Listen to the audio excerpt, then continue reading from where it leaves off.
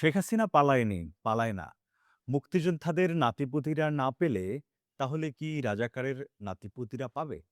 আমাকে বেশি কথা বললে সব বন্ধ করে দিয়ে বসে থাকব। বেগুনি না বানিয়ে মিষ্টি কুমড়া দিয়ে খুব ভালো বেগুনি বানানো যায়। পেঁয়াজ ছাড়াও রান্না করা যায়। সবকিছুর বিকল্প আছে।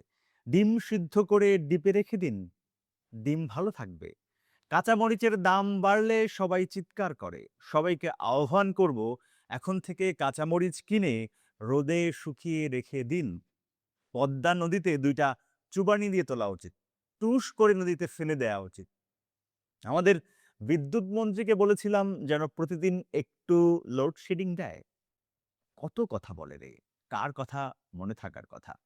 শেখ হাসিনা প্রতিদিন কথার বৃষ্টি ছড়াতেন। বাংলাদেশের মানুষ তার অতিরিক্ত কথায় কতটা বিরক্ত ছিল তা নতুন করে কি বলতে হবে? মানুষকে নানাভাবে কষ্ট দেয়া যায়। শেখ হাসিনা মানুষের অধিকার রহিত করেছিলেন। আর যা করতেন তা হলো কথার খই ফুটানো। যাই হোক, আমরা ওইসব দিন পেরিয়ে এসেছি। এরপর নতুনের পথে যাওয়ার কথা। কিন্তু এ কি শুনি? এ কি শুনি আজ মন্থরার মুখে? যারা ওই সিস্টেমের বিরুদ্ধে তীব্র লড়াই করেছিল, আজকে তারা সেই সিস্টেম ফিরিয়ে আনার দাবি তুলেছে। দেখুন, সংসদ শুরু হয়েছে। ২ পক্ষ কথা বলছে। বিরোধী পক্ষ নানাভাবে নাজেহাল হচ্ছে, যুক্তি এবং তথ্যের প্ল্যাটফর্মে দাঁড়িয়ে থাকতে না পেরে। কথা হচ্ছে বিরোধী পক্ষের এই রাজনৈতিক পরাজয় নিয়ে। তাদের একমাত্র লক্ষ্য থাকার কথা ছিল যুক্তিকে শাণিত করা। কিন্তু তাদের ডার্টি ব্রিগেড কি করলো? স্বরাষ্ট্রমন্ত্রীকে টার্গেট করলো। তাকে হেয় করার চেষ্টা করলো।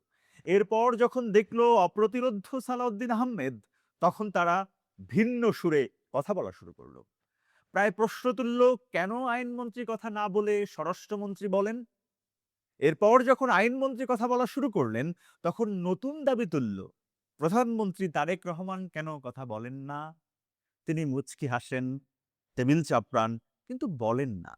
মানে তাদের দাবি, প্রধানমন্ত্রী সব বিষয়ে কথা বলুন। শেখ হাসিনার মতো। দেখুন, রাজনৈতিক পর্যবেক্ষণ হলো বিরোধী দলীয় নেতা অর্থাৎ জামায়াতের আমিরের ব্যক্তিত্ব নিয়ে প্রশ্ন তোলার অনেক ইস্যুই কিন্তু আছে। সেখানে আমরা যেতে চাই না। কিন্তু তারা তারেক রহমানকেও সেই লেভেলে নামিয়ে আনতে চায় আসলে। তখন খটকা লাগে। আমিরে জামায়াত যেভাবে সকল বিষয় নিয়ে কথা বলার চেষ্টা করেন, তারেক রহমান তা করেন না। এটা বুঝতে রকেট সায়েন্স লাগে না। তার মতিগতি, বলার ধরন এসব দেখলেই বোঝা যায়। দেখুন, বিএনপি একেবারে ধোয়া তুলসী পাতা এটা আমরা বলছি না। তাদের অনেক সমালোচনার বিষয় আছে। কিন্তু সংসদে তাদের পলিসি এবং দৃঢ়তা নিয়ে প্রশ্ন তোলার সুযোগ কিন্তু খুবই কম। জুলাই সনদ নিয়ে তারা যা করতে চায় তা সবাইকে দিয়ে বলাতে চায় না। মূলত আইনমন্ত্রী এবং স্বরাষ্ট্রমন্ত্রীর উপরে বিষয়টির দায়িত্ব আছে। বোঝাই যায়। প্রধানমন্ত্রী বিষয়টি নিয়ে সরাসরি কথা না বলে বরং তাদের মাধ্যমে অবস্থান যারা দিচ্ছেন, এই দুজনের মাধ্যমে। এ বিষয়ে জুলাই সনদ নিয়ে চূড়ান্ত কথা বলার হয়তো সময় আসেনি বলে মনে করছেন প্রধানমন্ত্রী। প্রধানমন্ত্রী বরং রয়েস হয়ে আছেন। তাকে ধন্যবাদ দেওয়ার বদলে তাকে নিয়ে নিচে নামানোর চেষ্টা করছে জামায়াত এবং এনসিপি। কেন তারেক রহমান কথা কম বলেন? এই পয়েন্টে জামায়াত এবং এনসিপি মূলত আওয়ামী লীগের সঙ্গে অ্যালাইনড হলেন।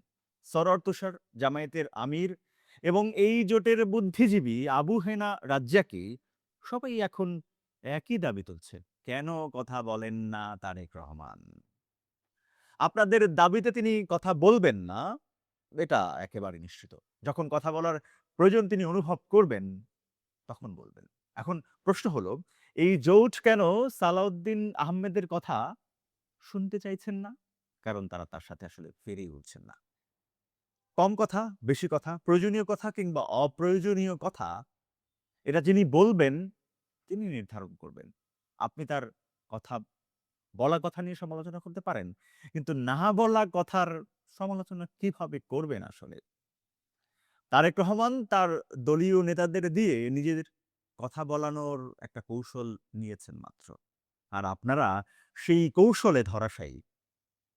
তবুও সবাই ভালো থাকুন, সুস্থ থাকুন। আর নিউজ হাবের সাথে থাকতে ভুলবেন না। মহান মুক্তিযুদ্ধের চেতনা এবং বাংলাদেশপন্থী স্বাধীন সাংবাদিকতায় আপনিও হতে পারেন অংশীজন। নিউজ হাবের প্রচেষ্টাকে এগিয়ে নিতে যে কোনো পরিমাণ সহায়তা পাঠাতে পারেন নিচের দেয়া নম্বরে।